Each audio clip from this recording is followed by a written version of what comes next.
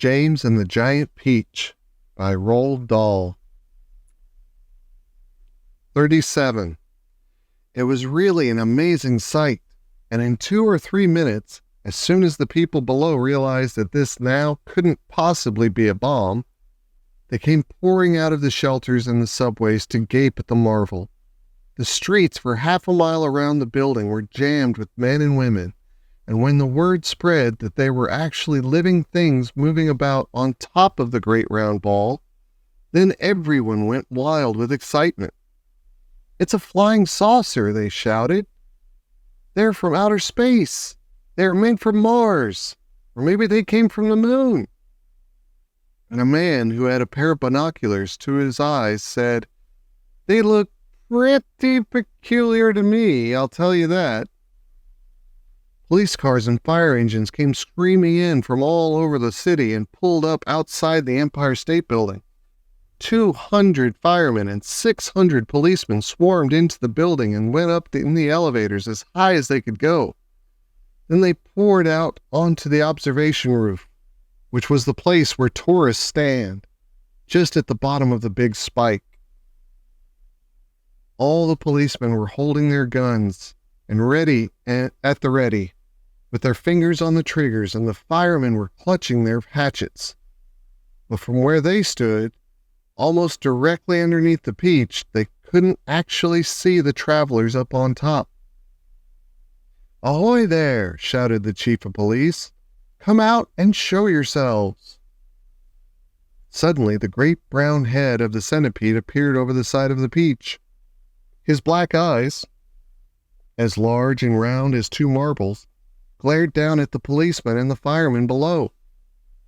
Then his monstrous, ugly face broke into a wide grin. The policemen and the firemen all started shouting at once. "Look out!" they cried. "It's a dragon! It's not a dragon, it's a wampus! It's a gorgon! It's a sea serpent! It's a proc! It's a metacore!" 3 firemen and 5 policemen fainted and had to be carried away. "It's a snozwanger!" cried the chief of police. "It's a wangdoodle!" yelled the head of the fire department. The centipede kept on grinning. He seemed to be enjoying enormously the commotion that he was causing. "Now see here," shouted the chief of police, cupping his hands to his mouth. "You listen to me. I want you to tell me exactly where you've come from." "We've come from thousands of miles away," the centipede shouted back, grinning more broadly than ever and showing his brown teeth. "There you are," called the chief of police. "I told you they came from Mars." "I guess you're right," said the head of the fire department. At this point, the old green grasshopper poked his huge green head over the side of the peach, alongside the centipede's. 6 more big, strong men fainted when they saw him. "That one's an oink!" screamed the head of the fire department. "I just know it's an oink." "Or it's a cockatrice," yelled the chief of police. "Stand back, men. It may jump down on us at any moment." "What on earth are they talking about?" the old green grasshopper said to the centipede. "Search me," the centipede answered.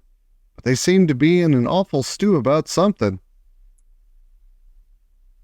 Then Miss Spider's large, black, murderous-looking head, which to a stranger was probably the most terrifying of all, appeared next to the grasshoppers. "Snakes and ladders!" yelled the head of the fire department. "We are finished now. It's a giant scorpula." "It's worse than that," cried the chief of police.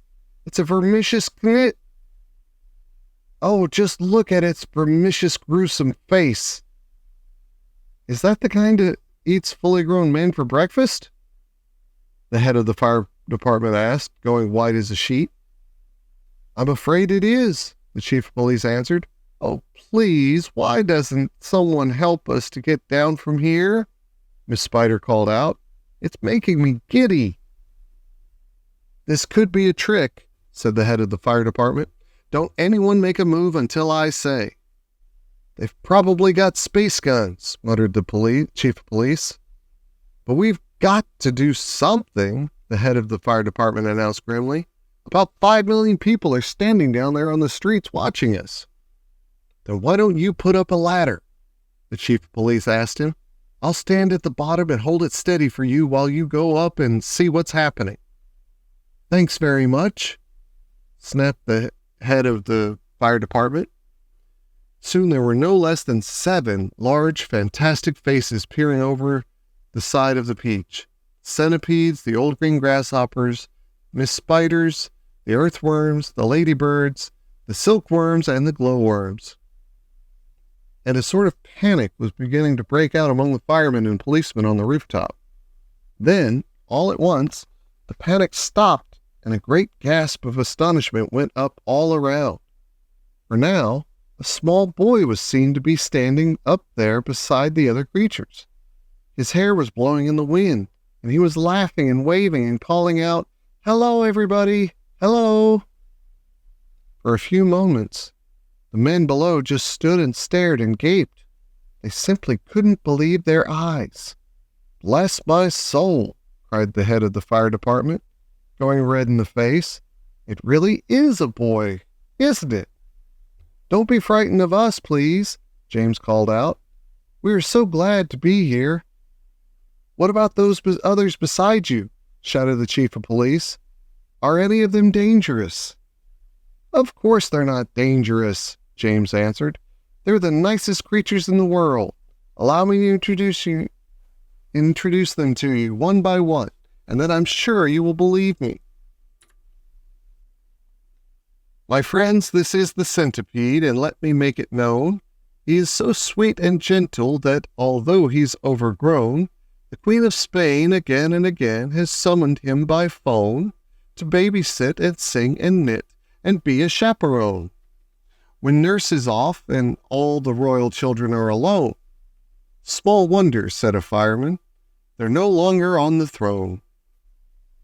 "The earthworm, on the other hand," said James, beginning to expand, "is great for digging up the land and making old soils newer. Moreover, you should understand, he would be absolutely grand for digging subway tunnels and making you a sewer." The earthworm blushed and beamed with pride. Miss Spider clapped and cheered and cried. Could any words be truer? And the grasshopper, ladies and gents, is a boon in millions and millions of ways. You have only to ask him to give you a tune, and he plays and he plays and he plays. As a toy for your children, he's perfectly sweet. There's nothing so good in the shops. You're only to tickle the soles of his feet. And he hops and he hops and he hops. He can't be very fierce, exclaimed the head of all the cops. And now, without excuse, I'd like to introduce this charming glowworm lover of simplicity. She is easy to install on your ceiling and your wall. And although this smacks a bit of eccentricity, it's really rather clever, for thereafter you will never have the slightest need for using electricity. At which no less than 52 policemen cried, if this is true, that creature will get some fabulous publicity. And here we have Miss Spider, with a mile of thread inside her, who has personally requested me to say that she's never met Miss Muffet on her charming little tuffet. If she had, she'd not have frightened her away.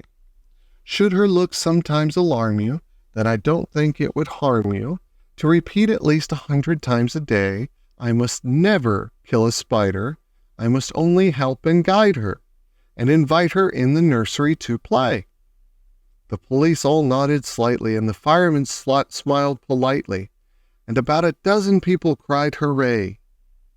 And here's my darling ladybird, so beautiful, so kind, my greatest comfort since this trip began. She has 400 children, and she's left them all behind.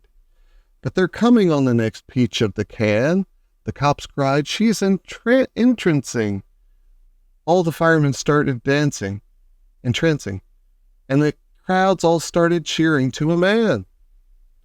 And now the silkworm, James went on, whose silk will bear comparison with all the greatest silks there are in Rome and Philadelphia. If you would search the whole world through, from Paraguay to Timbuktu, I don't think you would find one bit of silk that could compare with it. Even the shops in Singapore don't have the stuff, and what is more, this silkworm had, I'll never you know, the honor, not so long ago, to spin and weave and sew and press the Queen of England's wedding dress. And she's already made and sent a waistcoat for your president. Well, good for her, the cops cried out, and all at once a mighty shout went up around the Empire State. Let's get them down at once. Why wait?